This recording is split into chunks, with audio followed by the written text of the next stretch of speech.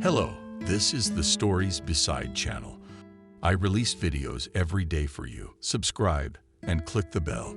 This summer day didn't start out quite as usual for 6-year-old Michael. It was not because he had not slept well and could hardly open his eyes in the morning. Last night, Michael's mother had been sick again, and the boy had to get up to fix her bed and bring her medicine. Thank you, my little helper. You are the only one I have left. Sadly, Adriana stretched out. Come on, Mommy, it's not a problem at all. The main thing is that you get better as soon as possible, Michael said, stretching sleepily. The boy understood that his mother needed his help and participation now more than ever. Of course, Adriana tried not to show her despair. And if possible, she held on as best she could. Michael had never known his father, and he didn't want to ask his mother. The boy was used to the fact that they always lived together and could not even imagine that there was someone else. 6 months ago, Michael's mother had been in trouble when, on her way back from the store with a bag of groceries, she had slipped on the steps that led to the front door of their apartment building. The impact of the fall was on her spine, causing Adriana to suffer a compound fracture with dislocation. Lying on the floor, the unfortunate woman desperately tried to get up, not knowing she would be unable to do so. Passers-by passed by, thinking that the stranger had simply had too much alcohol on the eve of the Christmas holidays. It was not until 10 minutes after her injury that a compassionate old lady from a nearby house called her an ambulance. Despite the fact that when she arrived at the trauma unit, the doctors did everything they could. And of course, the verdict shocked Adriana with its brutality. I'm sorry, but a wheelchair awaits you in the coming years. I can't lie to you. Yes, you yourself understand everything, sadly sighed, said the attending physician shortly before he was discharged, and that I have no chance of getting back on my feet. Trying to control herself, Adriana exclaimed. The doctor looked intently into her eyes and then answered, No, why be so categorical? There is always a chance, as well as a way out. I know for sure that they can help you in hospitals in Austria, Switzerland, or Germany, although rumor has it that there are clinics in the capital city that specialize in treating such injuries. Unfortunately, such a complicated surgery costs a lot of money, so this is unlikely to be good news for you. Doctor's words had almost magical effect on the hopeless patient. At that moment, Adriana was ready to raise even $1 million just to regain her ability to move like before. But when she was discharged home, the awareness of bitter reality gripped her head. Adriana felt like her life was over, and there was no more hope for healing. Before that fateful accident, the woman had worked as a waitress in a roadside cafe. And of course, she didn't have much money. As an orphanage girl, Adriana could hardly count on anyone wanting to help her financially for the operation. The woman had no girlfriends, and even if she had, it is unlikely they would be able to lend such a huge amount of money. Left alone with his heartache, Adriana sat all day long in a wheelchair by the window and sadly watched the passers-by in a hurry about their business, and do not even know that somewhere near a young woman suffering from intolerable mental and physical pain. All this could not remain unnoticed by her little son Michael, for whom in the whole world there was no one closer and more intimate. For this very reason, the little boy decided to help his mother find the money for the operation. Michael's plan did not stand up to criticism, but by and large he did not really care.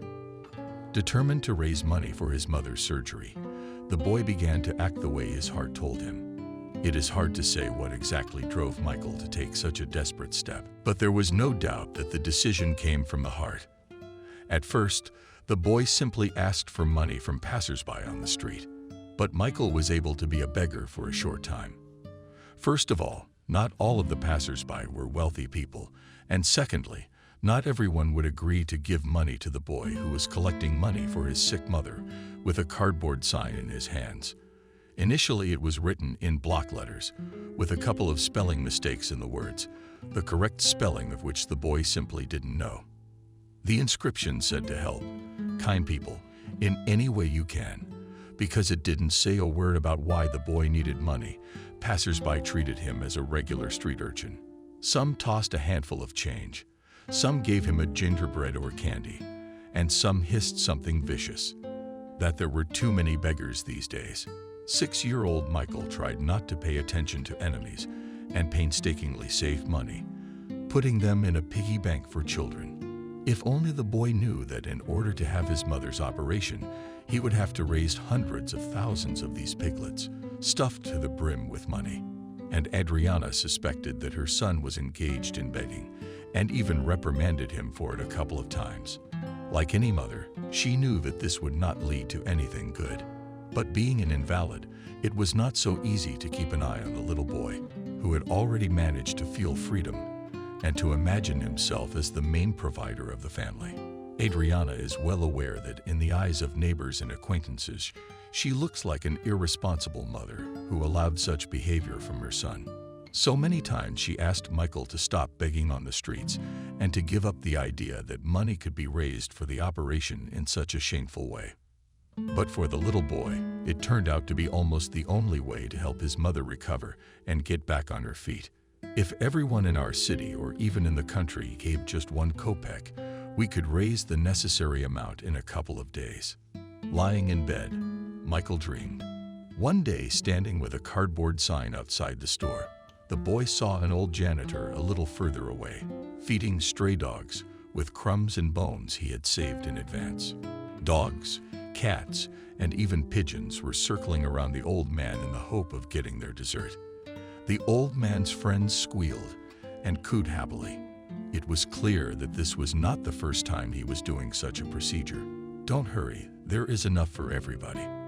I've saved a little something for everyone. Here's a fresh bone for you. What about your friend? A piece of meat trimmings, but don't grumble and don't be jealous. He hasn't got any teeth left. That's what he gets for his meat, and you are far away from it, the old man said with a smile. Observing this scene, Michael was so interested in what he saw that he even forgot the purpose for which he came to the store today. The boy was very fond of animals, but to have a kitten or a puppy at home, in their unenviable situation, would now be a luxury he could not afford.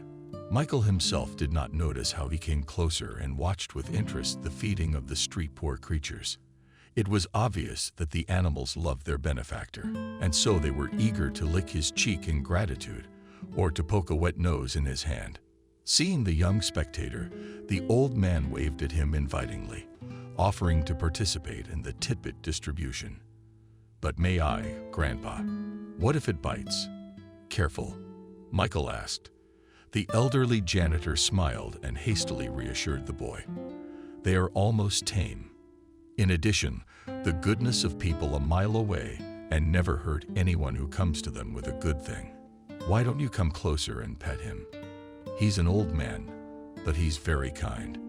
His master died 2 years ago. Can you imagine?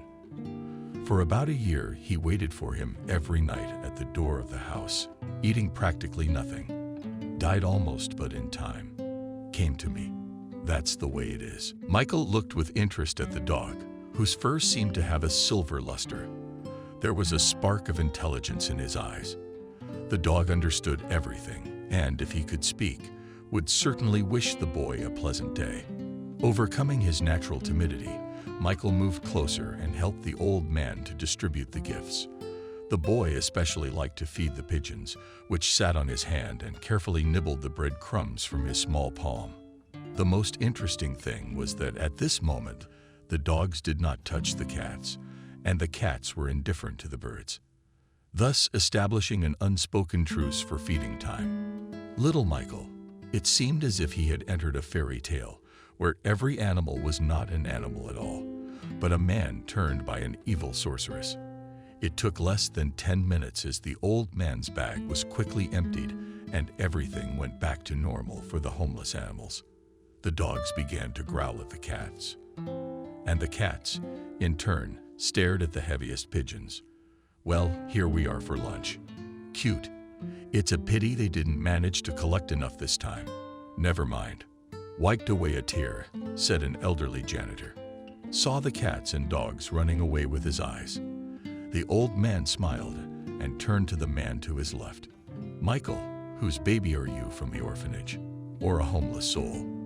The janitor asked cautiously. "No, I'm not from an orphanage. I don't live far from here.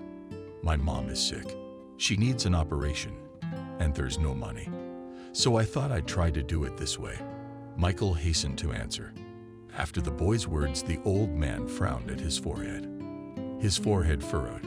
"Yes, this is not good. Illness is no joke. Your moma'd get well soon. But I don't think you'll be able to raise the money on the street.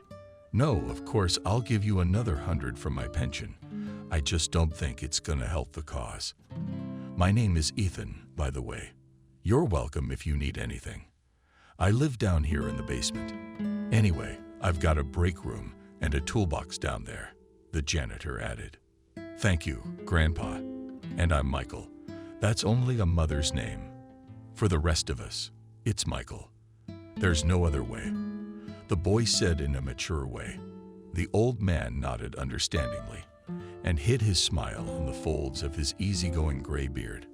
"Well, Michael, I will know. And you would do well to rewrite the sign, wouldn't you? First of all, it's misspelled. And secondly, you should be purposeful in pointing out that you're collecting money for a reason. That's what you should write for your mom's surgery.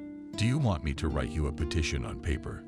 All you have to do is sign it, and that's it. How about that? We got a deal?" asked the old man.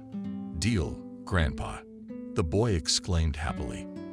Then Michael was a little embarrassed, as if he was about to ask the old man some awkward questions. "Ethan, you're homeless, aren't you? So what, living in the basement? And all that? How can you be softer?" asked the boy. The elderly janitor smiled again, and once again admired the boy's malleability.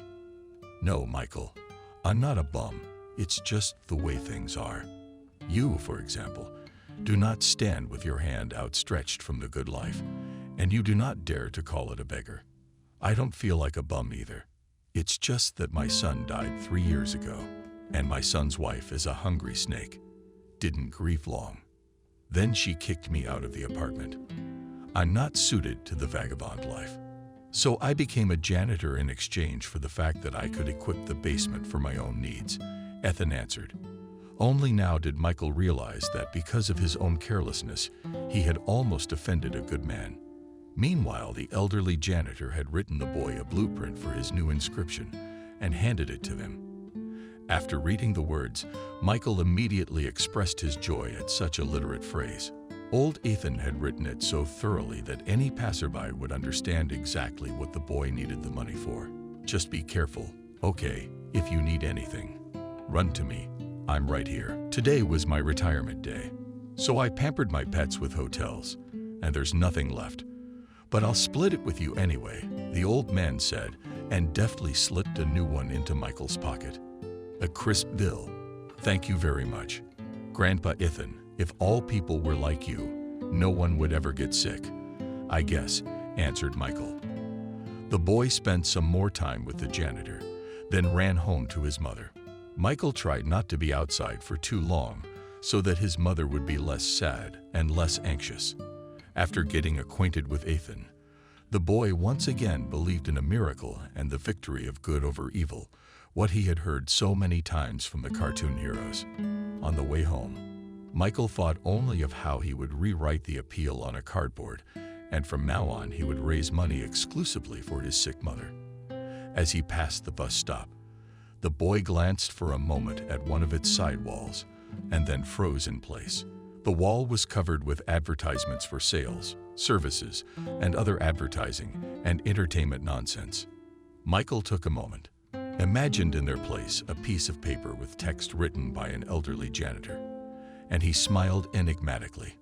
The thought that had been hovering in his mind and could not find its way out now took on a distinct shape and became the most important goal for him. Michael suddenly imagined that he would write dozens of such notices, albeit in block letters.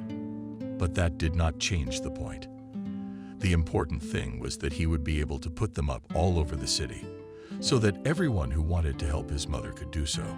The naivety of the idea knew no bounds, But for a little boy, it was very interesting.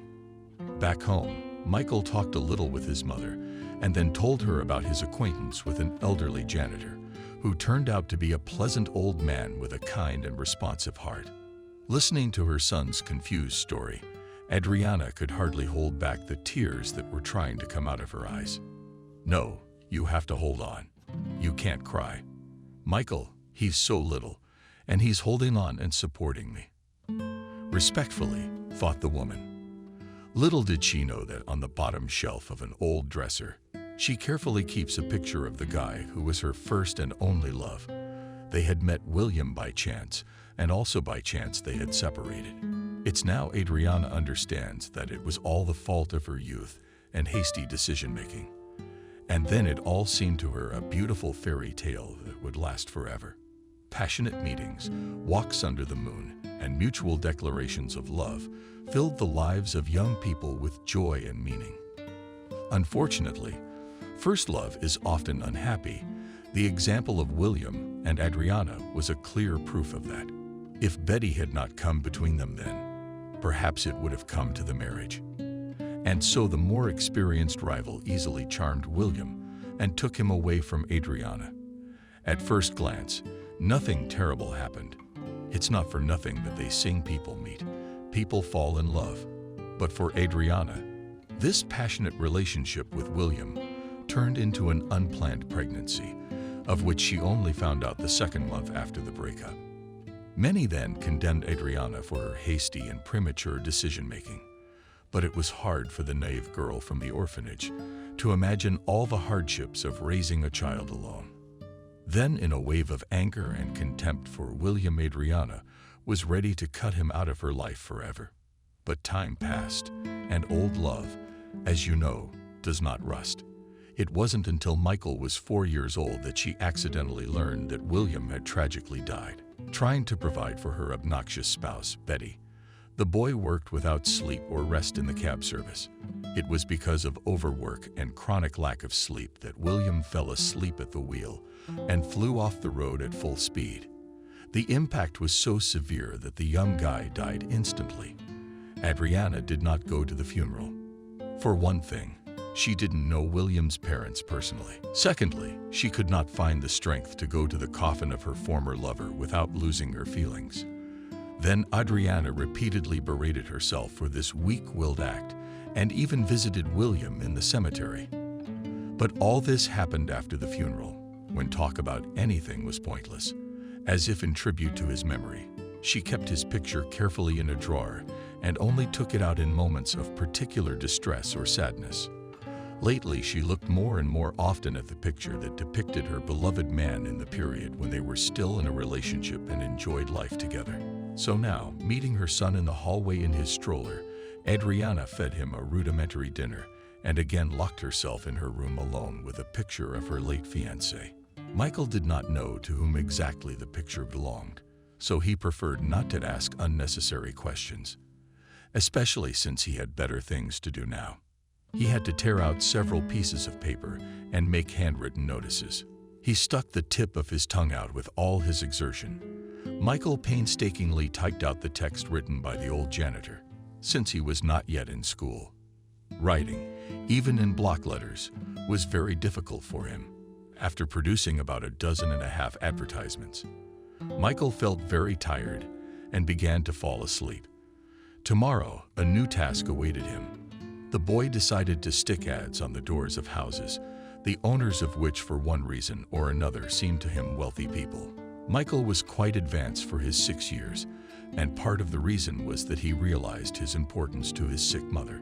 The boy could read with a syllable, but with his thinking and peculiarities of thought, he was ahead of his peers in many matters. Michael could easily be sent to the store or pharmacy without fear that he would buy the wrong thing or cross the road at a red light. In the back of her mind, Adriana was always worried when her son went for a walk in the yard. The woman understood that the baby was actually trying to find money for the operation and was doing so as best he could. The next morning, Michael got up earlier than usual and immediately approached his mother with an unusual request. The boy needed glue to put up flyers around the city. At the same time, the boy proudly kept the secret and did not want to reveal it under any circumstances. At first, Adriana wanted to boil the glue, but then she remembered that she had once had a half-pack of wallpaper glue left over that could have served them well. After getting what he wanted, Michael took the manufactured ads and went outside. Because of his young age and lack of experience, the boy made a very unfortunate mistake, of which he did not even realize the existence at that moment. In putting up the ad, Michael was unaware that when filling them out, he forgot to include his contact information. So all his efforts could have been in vain, and the sheets of paper could have been passed off as someone's practical joke or prank. But 6-year-old Michael sincerely believed that he could do it, and he persevered with his adverts. Already in the second place, the boy was waiting for failure. The owner of an expensive mansion came outside just as Michael was about to stick his ad on the garage door leaves. "Hey, what are you doing there? Get out of here. I know you homeless kids, always trying to steal things without asking." The rich man yelled at the boy. "Uncle, I only wanted to ask for help. My mother's sick, you know." With tears in her eyes, Michael exclaimed, but it was not easy to change the rich man's mind. The businessman saw the boy as an ordinary beggar, or a bum looking for a better place to steal something valuable. Offended, and with a pursed lip, Michael moved on. The vengeful rich man yelled after him for a long time, trying to hurt him as much as possible. But Michael had a goal, and he pursued it with an astonishing tenacity for his age, methodically going from one object to another. The boy himself did not notice how he used up almost all the flyers. Michael had only 2 flyers left when, approaching another 2-story mansion, he saw something strange. At first, the boy thought it was a trick of seeing and did not rely on his eyes. But when Michael approached closer, his astonishment was unparalleled. The gate was open, and the boy could see what was happening at that moment in the yard. At first glance, nothing much had happened. The tenants of the rich house were moving back and forth in the yard, going about their business. Everything would have been fine if curious Michael had not noticed one of the women standing in the courtyard. That this stranger lived in the house, the boy had no doubt, and was sure he was right. Michael, as spellbound, watched only the stranger and could not tear his gaze away. The boy's astonishment was explained very simply. The fact that in front of him he saw his own mother, who was not only clad in an expensive dress, but also managed to get around without any pushchair or help from anyone. "Mother, how did you get here?" Michael exclaimed. "How did you attract the attention of the tenants of the house?" The woman stared at the boy, who was holding a glue bottle and a couple of sheets of paper with a pen. He shook his head in the negative and answered, "No, child, you are mistaken," the woman added in a shaky voice. She was about to go into the house when Michael, with outstretched arms, rushed toward her. The boy's consciousness refused to accept that the woman standing in front of him might not be his mother. Exactly the same voice, refined features, and chestnut-colored hair were exactly the same as that of the nearest and dearest person on earth. "Mommy, Mommy, are you finally cured?" Through his tears, the little boy cried out, not even knowing what he was saying. It is a complete stranger to him.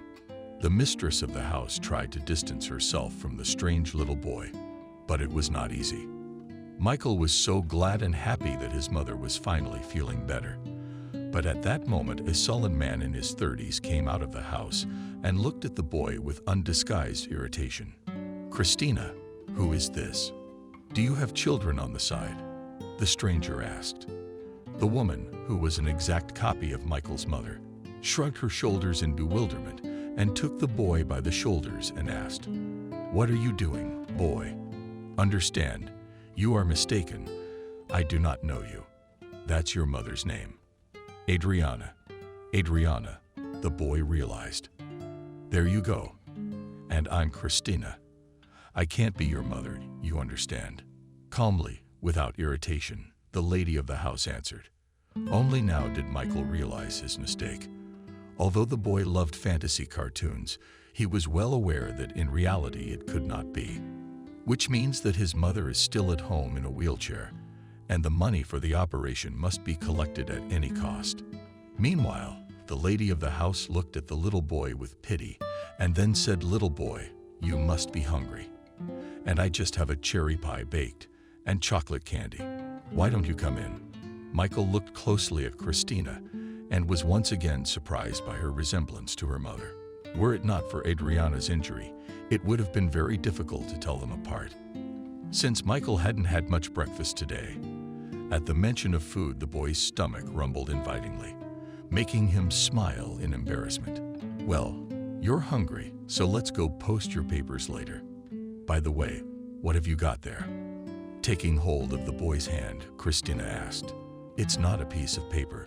It's an ad for help, ma'am. My mother is sick. She needs an operation. That is how I get money, just like a grown-up," Michael answered. "Yeah, so you're begging," the man unceremoniously interjected. "Well, that's what I thought. All of you. You think up a whole carload of tall tales for yourselves, don't you? And then you deceive people who are gullible. Benjamin, come on. Can't you see the boy needs help?" Christina shooed him away. Waking up in the middle of an argument, Michael didn't know what he should do next. Until a few minutes ago, he had not touched anyone and was peacefully putting up advertisements. Now he found a woman who looked just like his mother. "All right, I'll have a bite to eat, and then we'll see," the boy thought, and followed Christina. The house smelled pleasantly of some delicacies and spices, which made Michael's mouth instantly fill with saliva. Christina quickly assembled the table and set a delicious slice of pie on a saucer with sweets and a cup of lime tea in front of the boy. "Wow, thank you so much." Taking a bite, Michael thanked him. Christina watched with a smile as the boy ate and caught herself thinking that more than anything else in the world she wanted to have a baby. Unfortunately, all the woman's previous attempts had been unsuccessful, and it had become her #1 problem in life. Then Christina shifted her gaze to Michael and on the piece of paper he had thoughtfully placed on the edge of the table, taking one of them in his hands. The woman ran her eyes over what was written and tears sprang to her eyes of their own accord. Christina looked at the child's inept scribbles and felt her heart shrink with pity. The poor little boy. God, and why should he have to go through all this? The boy should be getting ready for school, not going around town with ads to help his mother, Christina thought. She was still thinking what the boy had said about how much she resembled his mother. "I don't think so. It's probably just an ordinary resemblance. Things like that happened." Christina tried to reassure herself. In the meantime, Michael had finished his breakfast and thanked his hostess again. Christina smiled and stroked his head. For some inexplicable reason, she felt sympathy for this sweet boy, who by an evil fate had faced such an unpleasant problem. The woman had grown up in a wealthy family and had never known the distress and sorrow of a lack of money. Her parents, Sebastian and Vanessa, were influential businessmen who provided her with everything she needed for a comfortable life. Christina was a smart woman herself. Therefore, she did not waste her time and was a successful economist. Since her father was going out of business because of ill health, she had to take his place and run the company. Of course, Christina madly wanted her parents to be forever young and never grow old. But the inexorable age did its work, and sooner or later they would have retired anyway. Christina had no luck in her personal life. She already had a failed marriage under her belt with a guy who turned out to be an alfonist and a drinker. The current suitor, Rich Harris Benjamin, was known as a responsible and serious man, which gave her hope for a favorable attitude. But Christina was embarrassed by his sullenness. He behaved unceremoniously, as if everyone in town owed him something. Having fed Michael, Christina decided to give him groceries and take him home. In her opinion, the boy was too young to be walking alone in such a big city, which was full of dangers. Benjamin had spoken out against it, but on this point it was impossible to change Christina's mind. In the back of her mind, she had wanted to take a child from the orphanage for a long time, but each time something prevented her from doing so. When she talked with the small Michael, she felt the warmth and tenderness that only a loving mother can feel. She put the child in the back seat of the car and drove him to the right address. There was no more talk about advertisements, because Michael himself had understood the pointlessness of what he was doing. "And you go and see my mother. Don't go away, please. You must see her," the boy pleaded. At first, Christina did not want to meet the boy's mother. The woman was sure that the boy's mother just looked like her and nothing more. But when the woman did accept Michael's proposal and entered the apartment, her amazement knew no bounds. To say that Christina was surprised was to say nothing. At first, she thought she was looking into some bad mirror projection that altered the image so much that a perfectly healthy person became an infirm invalid. But as she looked more closely, Christina realized that all this was happening here and now. My God, we looked like twin sisters, and I didn't believe Michael yet. A woman's head rushed through her. Adriana felt the same way when she saw her exact duplicate. "Hello," the woman of the house said, and drove up in her baby carriage. "Good afternoon," Christina answered, her voice also trembling with excitement. The most interesting thing was that they had already seen each other's distinctive birthmarks on their necks, which looked very much the same. The whole time Michael was standing next to them and could not take his eyes off his mother and Aunt Christina. It seemed like a real miracle, but the women really did look like two peas in a pod. A little later, when the passions of the initial meeting had subsided, Christina and Adriana sat in the kitchen and shared their thoughts on what had happened over a cup of hot tea. "I grew up in an orphanage and never knew my parents, so I was of little help in this matter." Adriana was the first one to break the pause. "I, on the other hand, grew up in a wealthy family and probably had nothing to do with the orphanage. But for all that, I'm pretty sure that we are sisters. It couldn't be any other way." Christina thoughtfully stretched out. The women sat across from each other, and it seemed as if they were looking into a reflection of themselves, knowing they needed help and support. Christina promised to solve the problem of money and surgery. What the woman was most interested in was how it came to be that she had a twin sister all along. "I'll come to you in a couple of days." "Okay. I need to talk to my parents. My heart feels like they definitely have." "What to say about it?" Christina said with a smile as she said goodbye. "Come by all means, Aunt Christina. I'll be waiting for you. Mom will be waiting for you too. Won't you, Mama?" Michael shouted after her. "Of course, my son," with tears in her eyes whispered Adriana. True, this time they were tears of happiness, not of sadness or sadness. The woman knew that from that time she was not a single mother and that she would have friends and relatives in her life. But Michael was the happiest of all, and the light of hope shone in his eyes. The boy was so enthusiastic that he wanted to share the good news with others. Since Ethan and Michael were the only friends he had with anyone, the first person to know about the changes in his life was the elderly janitor. "You see, kid, it all worked out. And you were worried about it all, because the ad was made correctly. Although it's a joke, of course," smiled the old man. "Thank you, Grandpa. Is there anything else you could write that would change your life? You're smart, aren't you? Go ahead, write a sample. I'll put up flyers all over town. You'll see, we'll be sure to find you a family." Childishly naive, Michael suggested. Ethan had tears in his eyes. "Thank you, Michael. But I can't use any ad, not even the most magical ones. I'm lonely, you know. No one but cats and dogs. I'm not complaining. I'm fine living in the basement. You do not think." Quietly, the old man answered. At this moment, Michael would have given anything to see Ethan's life change for the better. "Don't be sad, Grandpa. I found Aunt Christina, and you will find someone. True, I do not know where she was all this time, but better late than never." Trying to support the old man, Michael said. The janitor shook his head and hurried to change the conversation to a less painful topic. Telling Michael about the habits of dogs and cats made the old man feel like the teacher he had once wanted to be. He never became one. Ethan was always very happy that the boy was able to help his mother and find his relatives at the same time. The old man knew that God's ways are mysterious, and that none of us are meant to know what awaits us around the next corner. Not so long ago, he himself was living a normal life and had no idea that he would soon be on the street, in a society of vagrants, stray animals, and hopeless poverty.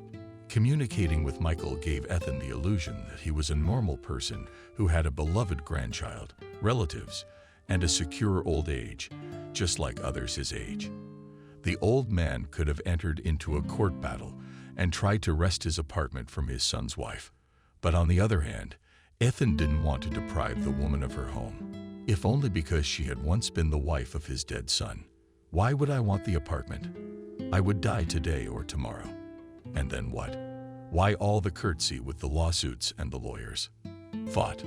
Old man. 3 days flew by unnoticed, during which Adriana and her son were nervous. The reason was that they were waiting for Christina, who had promised to find out what she could.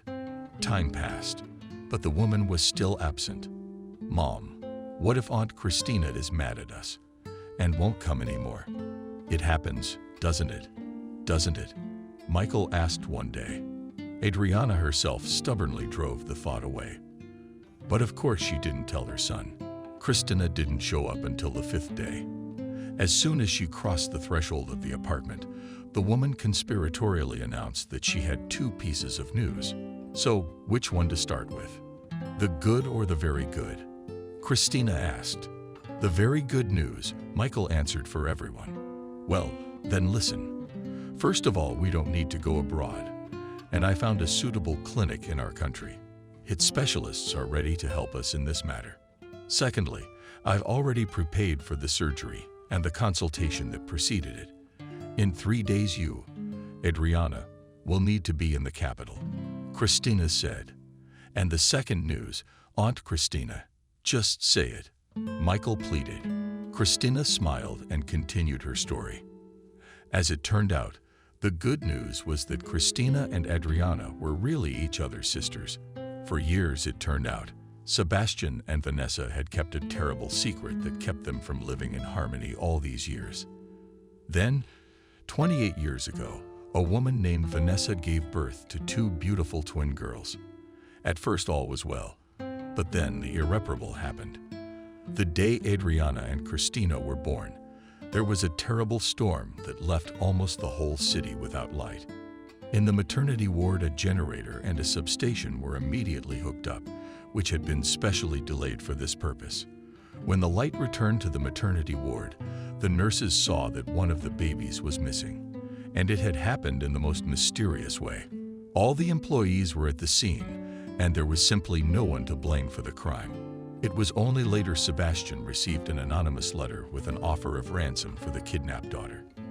The businessman was ready to give any money he had just to get his beloved daughter back.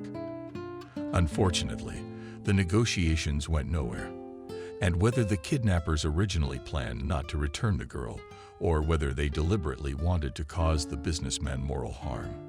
But the twin sister, Christina, was never returned. Sebastian then engaged all the connections in the police, the prosecutor's office, and other law enforcement agencies. Unfortunately, this did not lead to anything definitive. Many years had passed since then, and the business couple had come to terms with their loss. But when Christina told her parents she had found her sister, they couldn't have been happier. When the woman told Adriana, she saw an unspeakable joy in her eyes. Sitting in the stroller, the woman covered her eyes with her hands and cried. They were tears of relief and joy she had not known for years. Meanwhile, Christina winked at Michael and quietly opened the front door. At the same time, Sebastian and Vanessa entered the hallway. When Adriana opened her eyes, she saw before her the parents she had not known since birth. It was truly a day of miracles that instilled in Michael and his mother confidence in the favorable outcome of the case. Forgive us, my daughter, for not being able to find you sooner with tears in our eyes, whispered Vanessa. Don't cry, Mommy. Everything will change. I will have an operation. We will all live together, whispered Adriana. Sebastian was more reserved, and his thoughts were in the past. When the businessman was told that he was going to have twins, now that the family was reunited again, The most important thing on the agenda was Adriana's surgery. Since she would be flying to the capital to take care of Michael, Christina volunteered. Sebastian and Vanessa decided to support their daughter and go with her. Part of it was guilt, and part of it was because they wanted to be together with their own daughter, who had not known their love and affection for 28 years. After seeing his mother off to the airport, Michael returned home with his aunt Christina. Birds were singing in the boy's soul because he not only found his aunt, but he also found his own grandparents. Looking out the window, Michael saw Ethan sitting on the bench. At his feet, the dog Thunder was nestled, and every now and then he tried to lick his master's face. "Aunt Christina, can I invite Grandpa Ethan to visit? I'm sure Mama won't mind. He's the one who helped me find you." Timidly, the boy asked. Christina smiled understandingly and said, "Well, if Grandpa Ethan was so good, he could come." When he got permission, Michael rushed down the street to hug the old man and invite him to visit him. The elderly janitor initially refused and flatly refused to cross the threshold of Michael's apartment. But then, pulling himself together, the old man decided to come in for a cup of tea. Thunder, meanwhile, sat down on the steps of the front door and waited patiently for his master. Christina welcomed Ethan, who unknowingly helped Michael to find his relatives. The old man spoke briefly about himself, not forgetting to confess honestly that he was homeless. "Nothing, Grandpa. My own grandparents will be back from the capital, and will certainly think of something for you and Thunder, of course," the boy exclaimed. "All right, boy, don't be like that. My time is over. And I have nothing to make up now," said the old man sadly. Suddenly, his gaze stopped upon a photograph that was lying on a small side table with kitchen utensils. It depicted a young boy, whose face seemed familiar to the old man from a distance. When Ethan took the picture in his hands, he could not hold back his tears.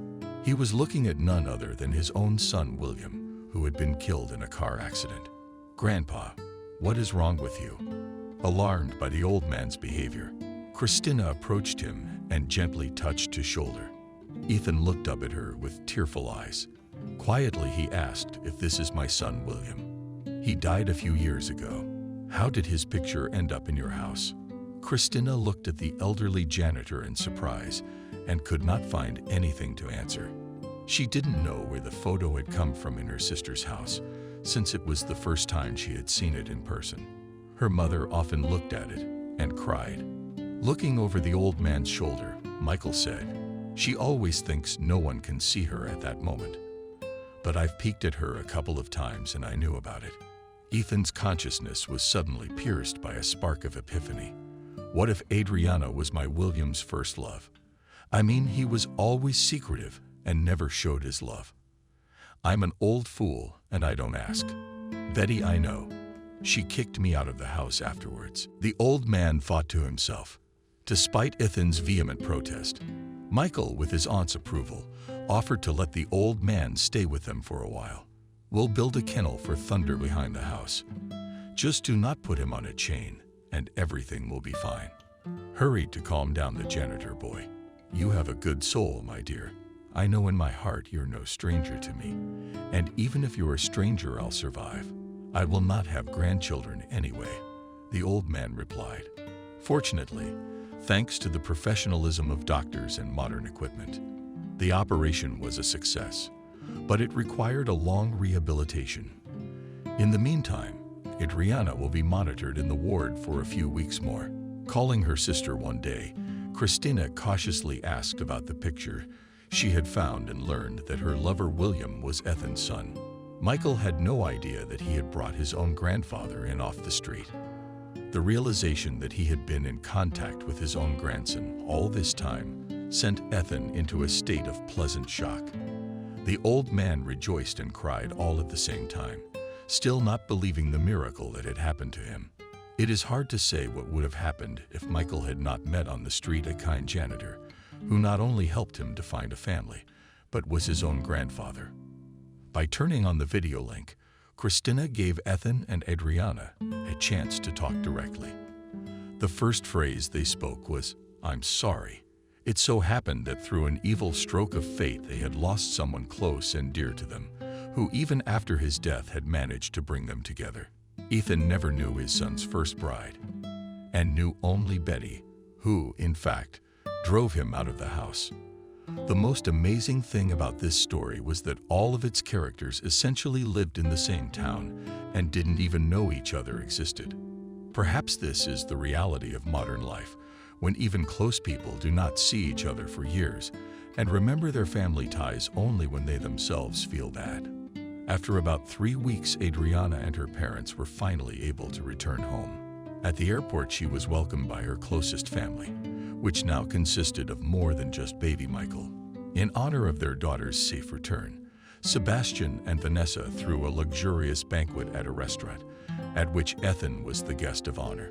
Having learned about the old man's love for dogs and cats, the businessman promised to open a shelter for homeless animals. Naturally, it would be run by Ethan himself. Sisters Christina and Adriana now see each other almost every day and can't get enough of talking. The sisters have been apart for 28 years. They have a lot to talk about. But it was Michael who benefited the most, who, bathed in affection and attention, believed that from now on it would be like that forever.